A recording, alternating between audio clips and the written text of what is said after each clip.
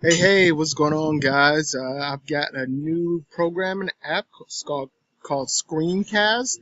So now I can show you guys exactly what I am doing on my computer screen and give you guys a better idea of how I do what I do. So one of the most common questions I get is how I pick the next country on this journey to 198. And I wanted to take a bit of time this morning to show you guys exactly what's going on.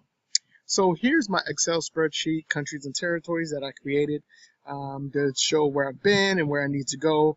You see the little check marks are where I've been, and you have the little X's because I have halfway through it switched. But yeah, I've been to 87 countries, about 90, I guess total 97, including territories, give or take. I haven't counted today. Yeah, so as you can see, I still have a lot of territories to cover, especially in Europe. So, so currently I'm in Asia, so I'll come to Asia and see what's in Asia that I haven't been to. So the closest viable options are say Sri Lanka, Taiwan. I've been to Taipei quite a bit, but just to the airport, so it doesn't count. Bhutan, Bangladesh, Brunei, yeah, places like that. So I'll then come over here to my favorite site, Skyscanner. Now I know a lot of people like Google Flights, but they're finicky, and I've found that Skyscanner works quite a bit better. So I'll type in Bangkok here into the from where I am. I'll clear this, leave it blank. The two, I'll pick the month, say whole month of January, and search flight. Now I know it's going to be a little pricey because we're already halfway through January, so pretty much anywhere I go is going to be pricey. But as you can see, for those of you who haven't been to Southeast Asia, it is dirt cheap to fly around here. Look at this: Laos, Vietnam, Malaysia, Singapore, Burma or Myanmar, Cambodia, Indonesia, all under $50. All under $50. So if you could, so when you come here, your whole perception of how much flights should cost is going to totally change. When you go to Europe, the same exact thing is going to happen. In the U.S., we have no idea.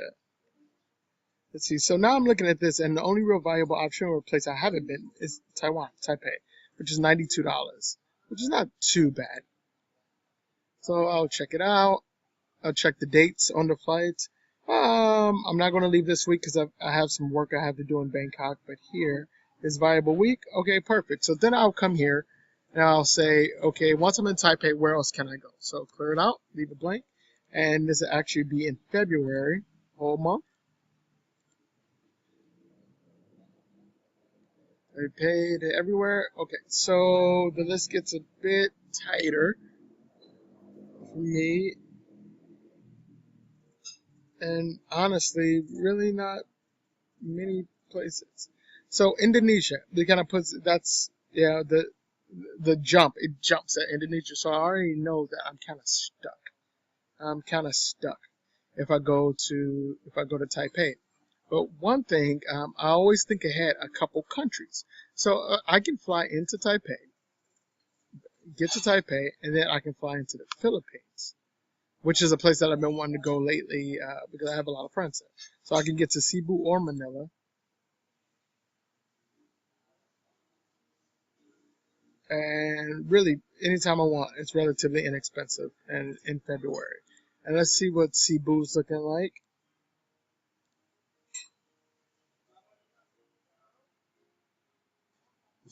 A little tighter because it's kind of a tourist spot, beachy kind of tourist spot. A little tighter, but so I can let's say I'll go to the Philippines from whoops,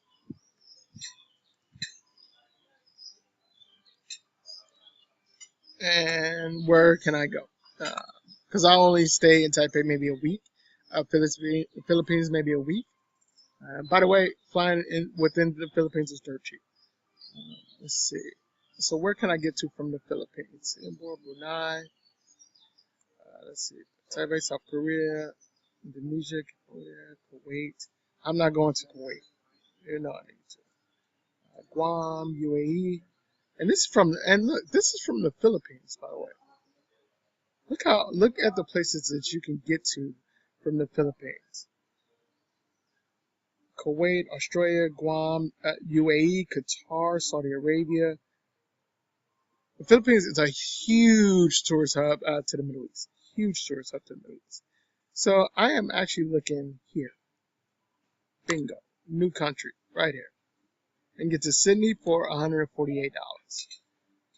But let's check from Manila to Sydney. It puts me at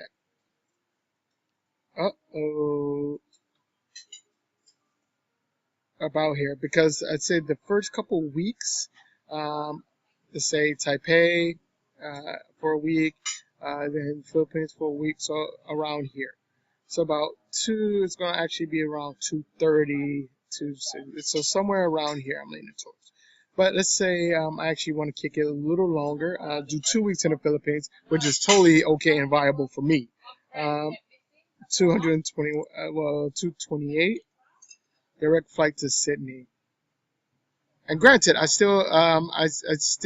will be a little bit over my usually around $200 flight limit, so that's okay.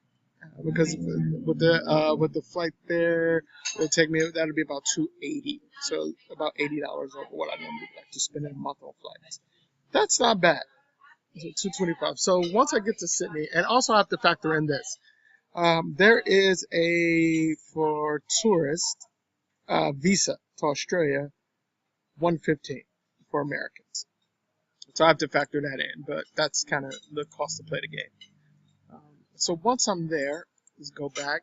Once I'm in Sydney, I really, I have a ton of friends in Australia. So FYI, if you guys are watching this, I'm coming to crash if I decide to come through. Sydney, let's say Australia in general. I may not stay only in Sydney because I kind of want to see Melbourne as well. Australia to everywhere. And this is likely going to take me into, let's stick with February. Let's just say I decide to only do a week in Australia. New Zealand, bingo, 104. Let's see if they have one at the end. And I kind of want to go to Auckland. I'm not sure about these other places. I don't know anything about New Zealand beyond Auckland. So, of course, I want to start there from the Gold Coast. And by the way, this is the flight from. So the price changes based on where you're flying from. So let's say I'm actually in Melbourne. Let's do that. It becomes $139. So Melbourne to Auckland, pretty perfect actually. On the 29th. Now this is kind of an issue I'm running into. I have a client that would like me to come to Ireland, Dublin, Ireland for St. Patrick's Day. And we're still in negotiations, but I'm not exactly sure. I have not signed a contract, therefore I do not plan. If I don't until I sign a contract, I'm free to do whatever I want in my head. So I haven't and I want to be in Europe in April anyway. So I've got plenty of time. So Melbourne, Auckland, so I've got plenty of time. So I'm in, say, somewhere in New Zealand. This, and mind you, if you guys have been keeping track, this is 3 new countries in 2 months.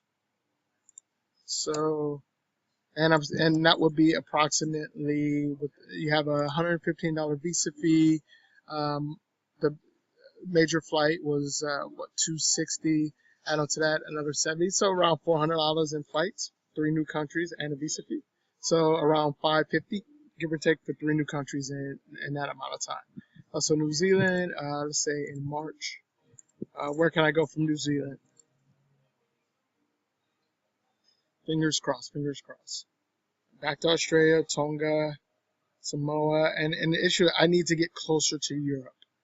And this is where the problem's going to happen. There's nothing even close. Oh, man. Yeah. So that's where this is where I'm running into a roadblock. How do I get from New Zealand to Europe by April? And yeah, it's a good problem to have. So so that's kind of the problem that I tend to run into. I get stuck in areas. But let me give you an example, an easier example. Let's say I go to Germany, which I will. Actually, you know what? Not Germany. Budapest specifically, because I've already checked this. I'll be in Budapest in March, April, one way or the other. Which is still low season in Europe. March, April, May, best time to go to Europe by far. From a cost benefit analysis, A, it's dirt cheap, and B, it is the weather is starting to turn beautiful. So let's go down to Europe and see the few places I haven't been in Europe, and the list is really, really short. So Albania, Belarus, Malta, Luxembourg, Kosovo, Liechtenstein, um, and then where can I get to from Budapest? You notice how cheap it is to fly around Europe, right? Malta, Malta, bingo, $31. Oh, there we go. Azerbaijan, Cyprus, Georgia. 1, 2, 3 places I haven't been. All under $40 from Budapest. Ireland, because I need to go one way or the other for the client, $55. And it doesn't even crack 100 to or what? 20 countries in maybe? 2, 4, 6, 8, 10, 12. 20 countries. You can get to, for less than $100 from Budapest, you can get to 20 different European countries. And you can get to Iceland for $122. Like, it's bananas. So, I highly recommend. So when I'm planning where I'm going, what I'm going to do, this is how I do it. I usually start. Skyscanner is my go-to. I'll start with my list, my personal list of places that I need to go, and yeah, work my way around from there. Go over to Hostel World, figure that out, see if I need a visa. By the way, there is one place in Europe that kind of pissed me off. Belarus. Americans need a visa to Belarus. I had already made plans to go to Belarus before I realized this. So always, always, always check to see if you need a visa just in case. So, all right. So guys, yep, that's it. This is my process. Make sure you subscribe, follow along the journey. I'm at 87 countries. I'm trying to hit 100 by the end of the year. As you can see, I'll probably have 10 done before this coming summer. So it's definitely possible that I'm going to hit that number unless I get a ridiculously good offer from a client.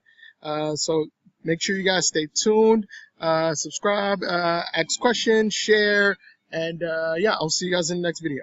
Later.